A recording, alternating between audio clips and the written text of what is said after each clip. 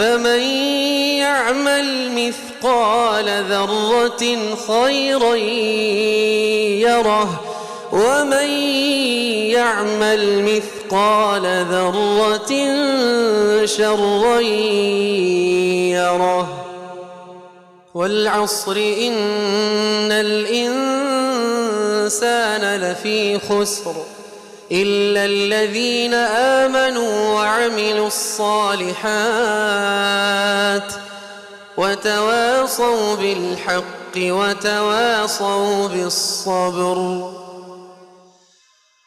إنا أعطيناك الكوثر فصل لربك وانحر إن شانئك هو الأبتر.